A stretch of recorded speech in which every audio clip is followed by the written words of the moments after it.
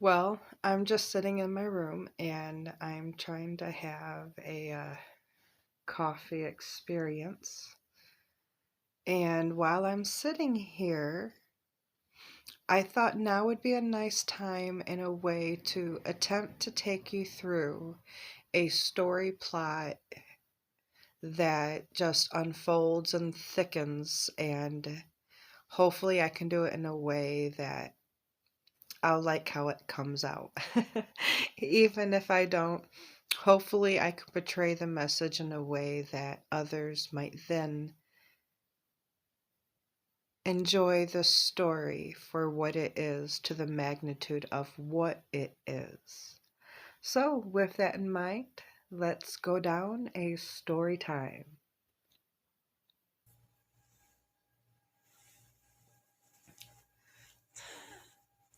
So, with this in mind, let's try to think about going down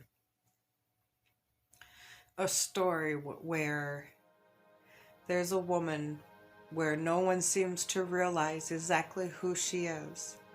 And in the end, she turns out to be somebody of the most utmost importance.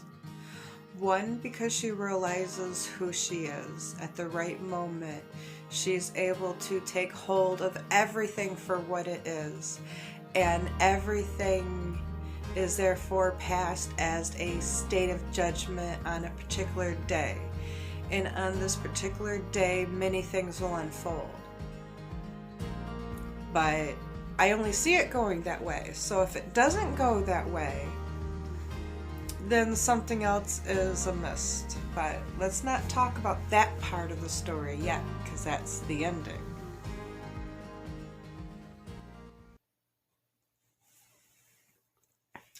So, in the story, there's this woman, and she becomes pregnant with child. And being her second child of taking to term as long as she has, this isn't the first time she's been down this road.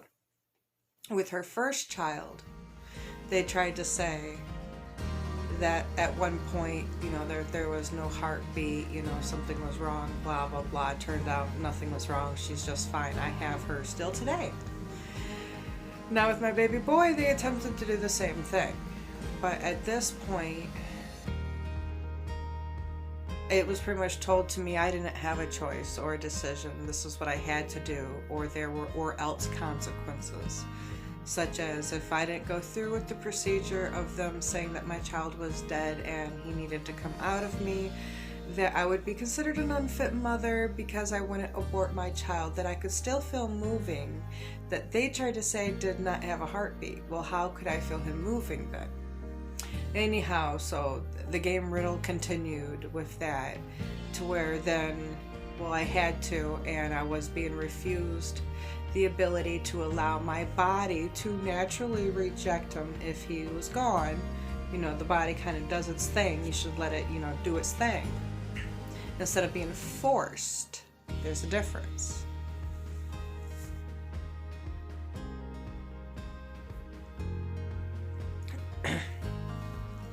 So now you got to consider how being forced to have your child taken and waited to just have that moment to kill him before he was able to even be born was a way to seek out against him. But with the overall joke being that regardless of how he was sought after,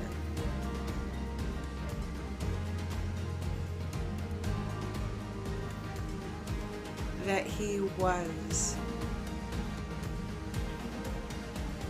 more special because of the life he was denied.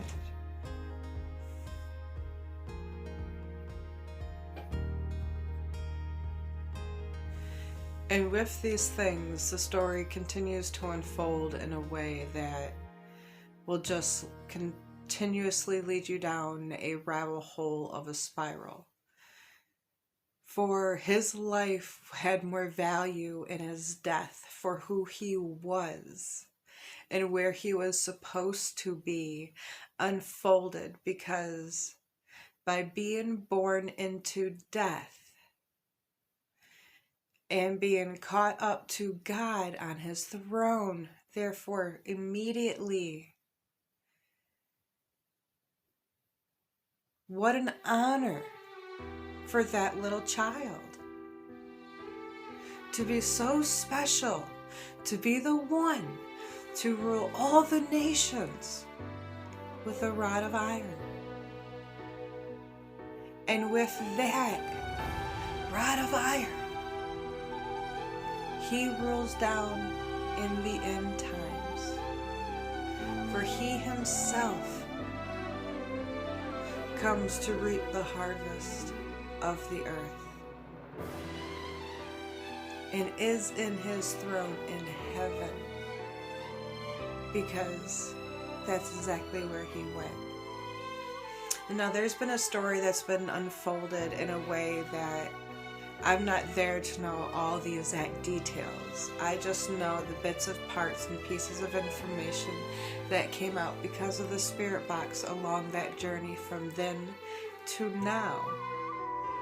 Which now, he's been officially buried. He would be over 3 years old, and he was buried on his 3rd/birthday. Interesting, right?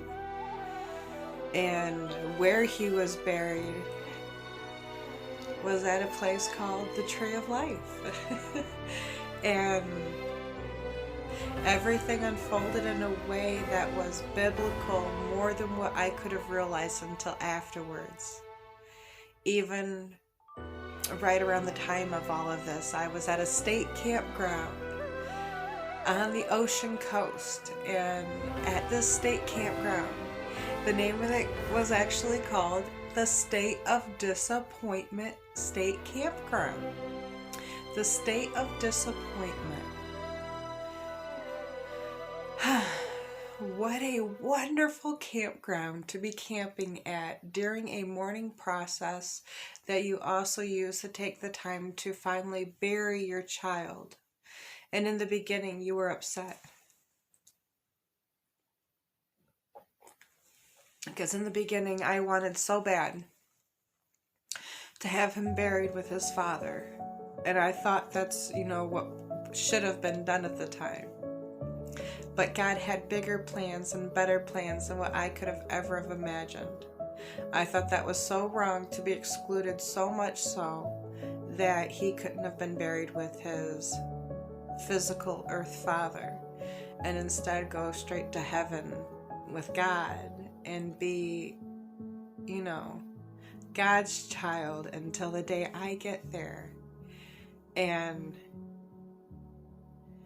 to have known who he is, and how he is the male child, and how I am the woman that was prepared for, that I was the woman that had to go through these things so everything could be judged and viewed and looked at, and I could see and experience and go through all these different things. And I've only been able to share so much. But along these paths and journeys that I've been down, it's been a biblical journey.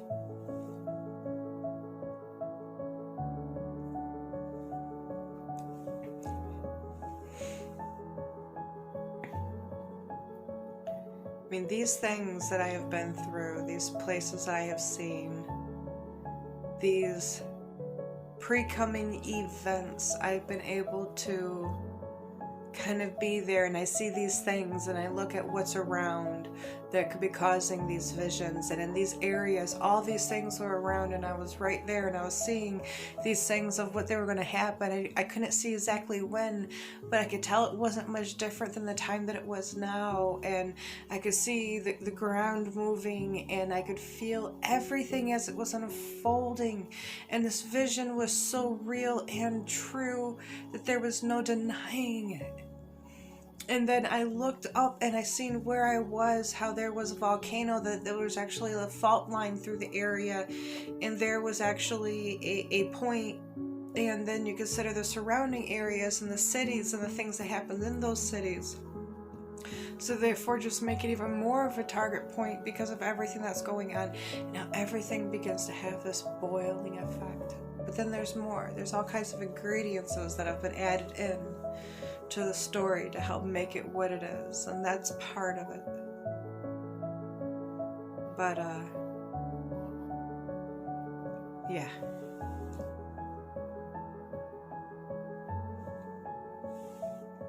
There's been a few points where I have been to the point where I have stood on the corner and stood in parking lots and had a sign reaching out for help at times to try to help get me in a better spot, in a better position, in a better predicament. And for one reason or another, it didn't happen. And it continuously seemed to have been a battle for me ever since I lost my home. But at the same time, the amount of freedom I had going the places we did and seeing the things we've seen and experiencing everything that makes this world a beautiful, wonderful place. Just before it goes.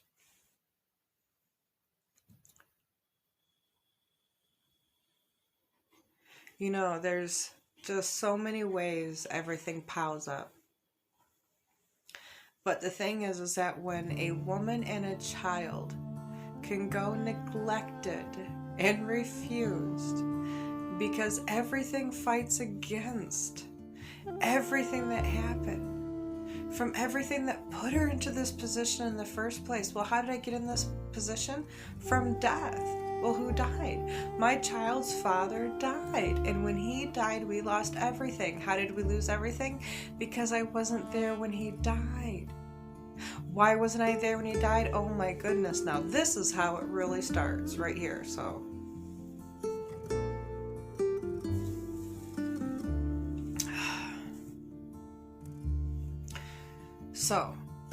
I wasn't there when he died because me and him just had a fight. He said God wasn't real and I had to choose between him and God. I said, you can't do that. You know what I'm going to do, right? Well, I chose God. He got so mad to the point he literally physically threw me out of the house. So I wasn't there at the time of his death. I was gone. I was away. That right there is something that some people really don't think they'll actually be in that position. And then they're there. Well, that is such a huge magnitude of events that lead up to having to make a decision between God and a man. Why would I not choose God? I mean, come on now, think about it.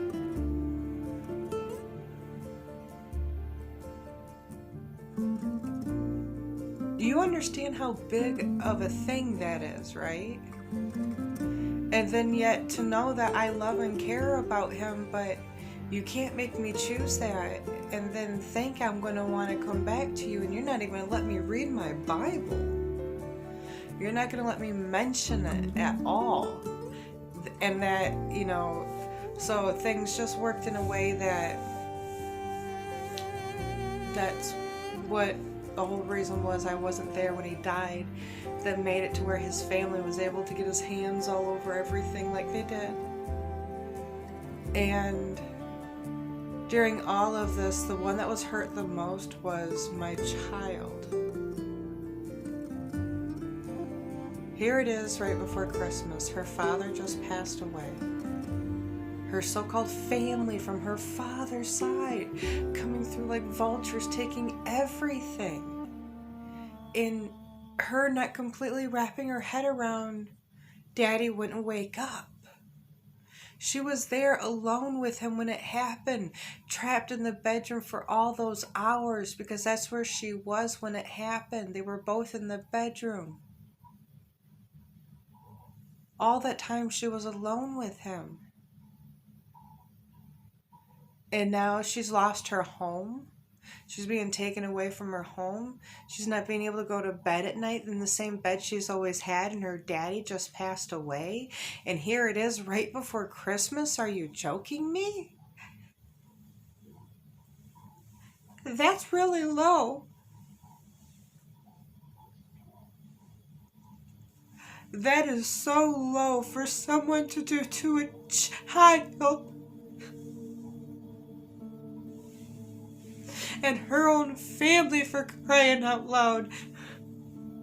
Yeah, how is that family? Family is not like that. And, it was foretold that during these times that family would rise against family. The sad thing is that I really didn't see this coming out of these people. I mean, I did and I didn't, not to this extent.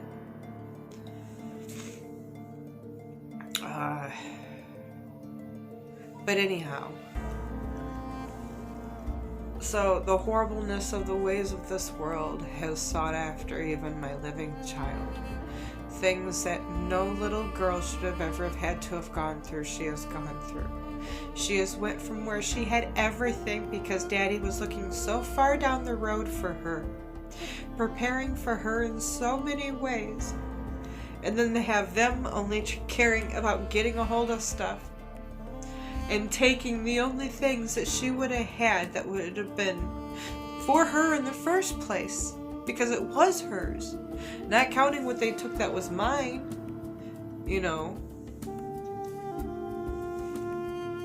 The messed up thing is that these people, they really know this too, and they know that they did this. And yet they're not bothered enough about it to do anything other, because this is how they really were. This is the kind of people they were. And that's all that they wanted to be concerned about.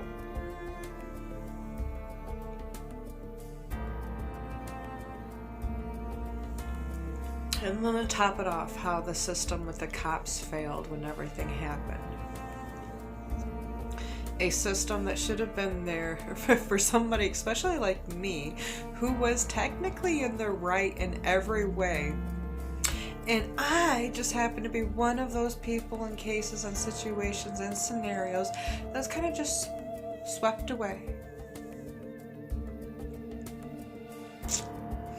Yep. To where it wasn't important to not listen, to not take notice. And that, is kind of a problem.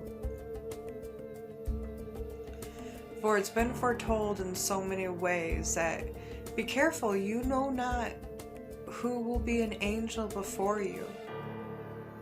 And I know how many people I've came across in my path, on my journey, standing in locations I was, in areas I was, in places I was, and the amount of people throughout my life since childhood till now, everything, and all these different situations, scenarios, and everything compiled up. I have been being prepared for this for a long time in the first place. But the thing is that I am now anxiously awaiting what comes next, and that is my death. Oh, what better thing to talk about during Halloween time than death, right? Especially when it comes with scary, spooky truths that are right before everyone's eyes, and they all want the dark side anyhow. They want the spook and they want the thrill. Well, let's give one of the best Halloween stories possible.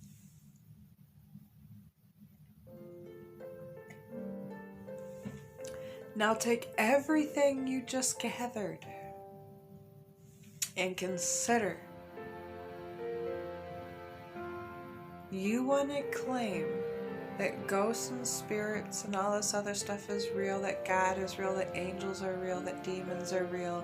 But the only thing that nobody wants to claim is that God would use the same device that you would think something that was other than God, let's say dark and evil and whatnot, and you would give that such quick notice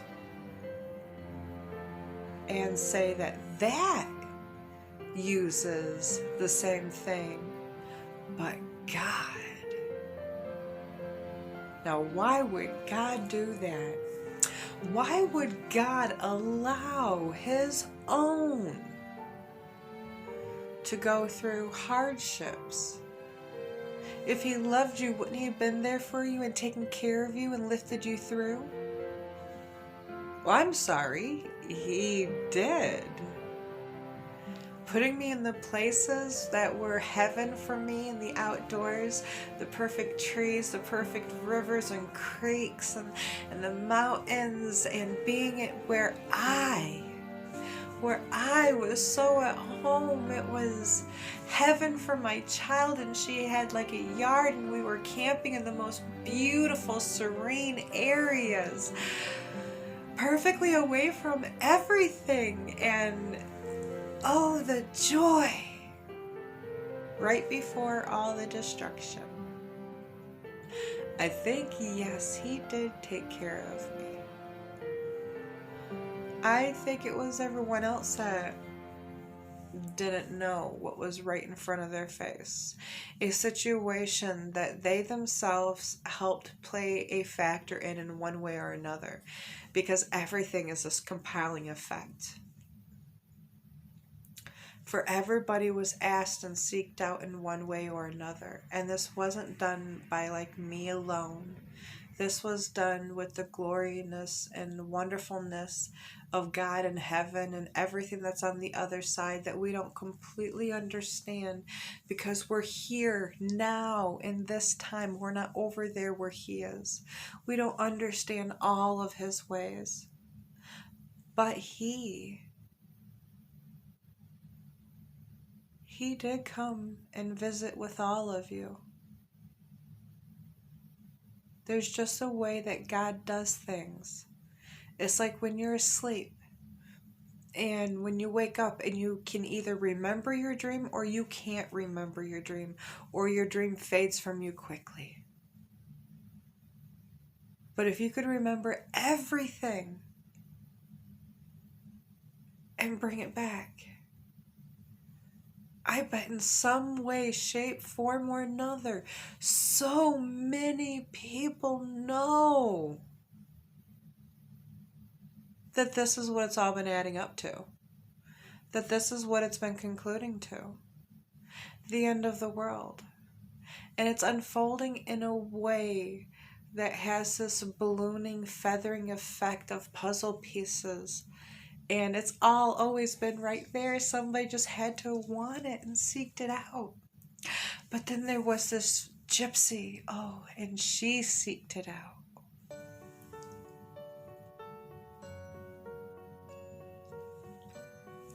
For once there was a gypsy who knew her gifts were natural from everything that she could see. For during her studies and explorations to understand about all the things that made her who she was, she never denied the existence of God. She never let Him out of her sight. She held close upon the word she thought was truly God's word. And all the other things that would teach her things, but would cause her to go down a path, she chose not to go down that path. And this gypsy continued to look for all the answers for why it was she could see what it was she could see, and became a mystic seeker, seeking the answers for all the things that she sought out after, for explanations and expeditions and explanations and explorations of everything for what they were, and everything just flooded and compiled upon itself to where this mystic seeker found a story that ended up mirroring parts of her life. And in this story, she's able to reflect as she's going through, and it's unfolding all around her. And the story, as she's reading this mystic word from the Holy Bible, is unfolding around her. And all of a sudden, this gypsy is in this quest of a lifetime that her entire life was building her towards and for. And there was so much great potential if only she could cause the world to see.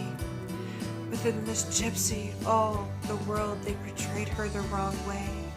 They seen her dark and evil because of the ways of which she was twisted, because of all the things that came therefore with and after her, that they weren't able to see it any other way because somebody had already twisted the story about the mystic seeker.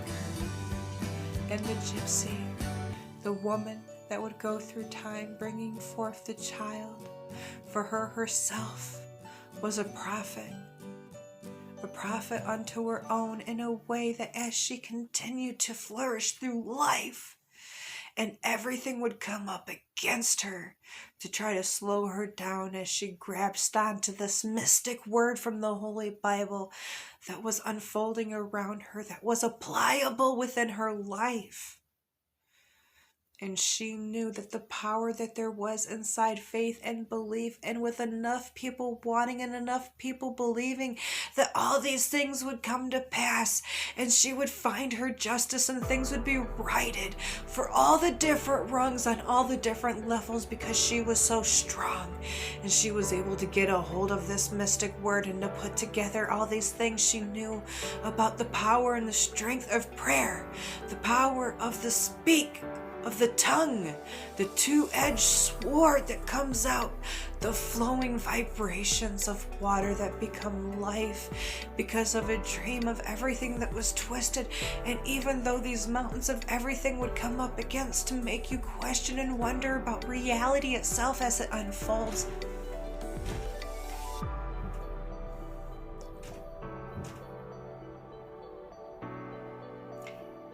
and then the story just continues to go. And so far, I think we're doing quite well with our story of the mystic woman of the end times.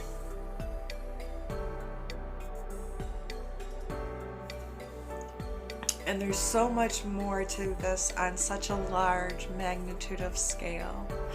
But at this time, I think a half hour is a pretty good intro to a story that's a bunch of puzzle pieces that just make you better think twice about the reality of the time of which we live in. So with that in mind, it's now pretty dark. Peace out.